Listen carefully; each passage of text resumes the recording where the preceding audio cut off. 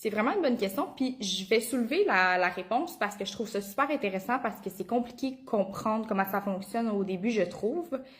Chaque fois que vous faites une transaction en voyage dans une devise étrangère, il y a un frais de conversion de minimum 2,5% qui s'ajoute à au montant. Fait que, par exemple, vous avez dépensé 100 dollars, au début, vous allez voir le montant sur la carte de crédit, mais attendez 24 à 48 heures, ils vont avoir ajusté le montant en ajustant le pourcentage de devises étrangères. Fait qu'ils font toujours ça, ils se prennent un peu plus d'argent pour les devises étrangères.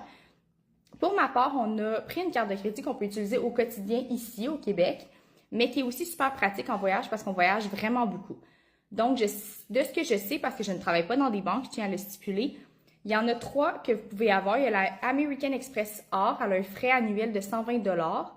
Il y a la American Express Platine, elle a un frais de 399 dollars. C'est ultra cher. Mais je sais que les American Express ne sont pas pris partout dans la plupart des pays. Fait que je suis pas trop sûre de ceux-là. Fait que c'est pour ça que nous, on avait pris la Visa Infinite Passport. Elle coûte 150 dollars de frais mensuels. Puis elle a beaucoup de remises, puis elle a plein d'avantages.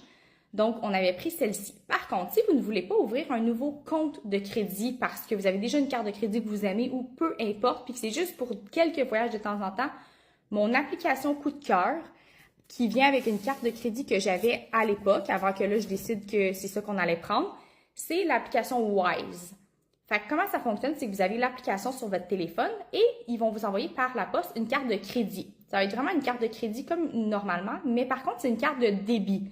Fait que vous prenez de l'argent de votre compte que vous transférez sur cette carte-là. Donc, c'est pas une avance de fonds. Il faut avoir l'argent pour pouvoir la mettre dessus. Elle n'a pas de frais annuels, fait que ça, c'est vraiment très intéressant. Puis, elle a 40 devises étrangères. Fait que sur l'application, par exemple, vous allez dire, je prends 100 dollars canadiens de mon compte et je transfère en dollars US. 100 dollars canadiens que je transfère en euros. Puis, vous la transférez dans la monnaie, puis ça va ça va transférer l'argent dans le taux de change présentement. Donc, ça fait en sorte que c'est le taux du marché. Ça ne sera pas un taux qu'on ne sait jamais où est-ce qu'ils prennent parce que c'est tout le temps trop cher. Puis les frais sont vraiment réduits, fait que ça paraît énormément beaucoup. Puis, vous pouvez avoir plusieurs devises. Fait que, exemple, vous allez souvent aux États-Unis, après ça en Europe, peu importe, bien, vous pouvez avoir plusieurs devises. Fait que vous avez 1000 dollars, 1000 dollars, 1000 dollars de 3 devises différentes. Bien, comme ça, quand vous dépensez dans ces pays-là, vous dépensez l'argent de la devise. Puis ensuite, vous allez voir le montant, exemple, euros se diminuer, se diminuer, se diminuer. Après ça, quand vous allez aux États-Unis, vous allez voir le montant des États-Unis se diminuer. Puis, jusqu'à temps qu'il n'y en ait plus. Quand il n'y en a plus, il faut en remettre. C'est comme une carte de débit. S'il n'y en a pas, il n'y en a plus dessus. Point final.